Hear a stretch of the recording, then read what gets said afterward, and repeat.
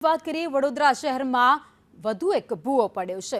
Baroda productivity council road પર આ ભૂવો પડ્યો છે। 10 ફૂટ ઊંડો અને 20 ફૂટ લાંબો ભૂવો પડતા અનેક સવાલ ઊભા થઈ રહ્યા છે।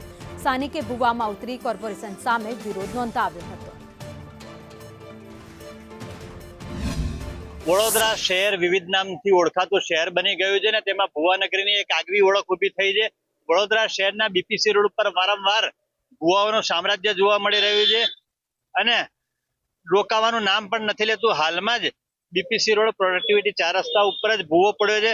એટલો મોટો ભૂવો છે, અંદાજિત 20 ફૂટ લાંબો છે અંદરથી અને 10 ફૂટ જેટલો ઊંડો છે આગળની સાઈડથી। હાલમાં જ અહીંના સ્થાનિક રહીશ અંદર ઉતર્યા છે ભૂવાની લંબાઈ અને પહોળાઈ માપવા માટે। એમની સાથે વાત કરીશું કે અંદાજે 20 ફૂટ ઊંડો ખાડો પડ્યો છે અને આ આપણો વડોદરાનો વિકાસ બતાવી રહ્યો છે કે વગર વરસાદે ભૂવા વડોદરામાં પડી રહ્યા છે, તો પછી વરસાદ ચાલુ થશે ત્યારે શું પરિસ્થિતિ હશે।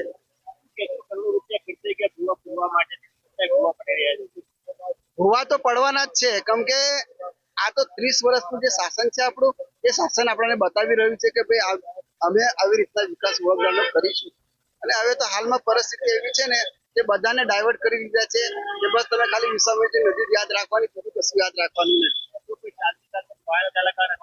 આખી ગાડી અંદર પી જાય એવી પરિસ્થિતિ છે। તમે અંદર જોઈ શકો છો, લગભગ 20 ફૂટ ઊંડો ખાડો પડ્યો છે। હવે રોડ ઉપર ચાલવું કે વાહન ચલાવવું પણ એક મુશ્કેલ બન્યું છે, કારણ કે ગમે ત્યારે કોઈ બી જગ્યાએ ભૂવા પડે તેવી 100% શક્યતા રહેલી છે। થોડી ચાલે છે, ત્યાં ખાડા અને બધું જોવા મળે છે। શું કરે છે કોર્પોરેશન વાળા એ ખબર નથી પડતી। વડીલ શું કહેશો આપ પણ અહીંયા રહો છો, આ શાસન જે ચાલી રહ્યું છે હાલમાં કે શાસકો અને તંત્રની મિલીભગતના કારણે અને મોટો ભ્રષ્ટાચાર કરીને આ લોકો ચલાવી રહ્યા છે, એ આપણે સ્પષ્ટપણે જોઈ શકીએ છીએ। વડોદરાની અંદર ભારતીય જનતા પાર્ટી એટલીસ્ટ 35 વર્ષથી રાજ કરી રહી છે, માત્ર અકોટા વિધાનસભામાં 35 થી વધારે ભૂવા પડ્યા છે। અને વડોદરાની વાત કરી એટલે જેટલું એમને શાસન નથી કર્યું એનાથી વધુ તો એમના ભૂવાઓ માત્ર અકોટા વિધાનસભામાં પડ્યા। અને અકોટા વિધાનસભામાં ના ધારાસભ્ય, અકોટાને વિધાનસભાની આવતી જે કોર્પોરેટર છે, 16 કોર્પોરેટર, કોઈ દિવસ મને એક વ્યક્તિ એવો બતાવો કે જેને ભૂવા માથેની બાઇટ આપી હોય। આજે જે વસ્તુ અકોટાથી મુજપોવડા સુધીના ભૂવાઓ હજુ પુરાયા નથી, અકોટાથી ગાય સર્કલ સુધીના ભૂવાઓ પુરાયા નથી, એની પ્રોપર કામગીરી થઈ નથી।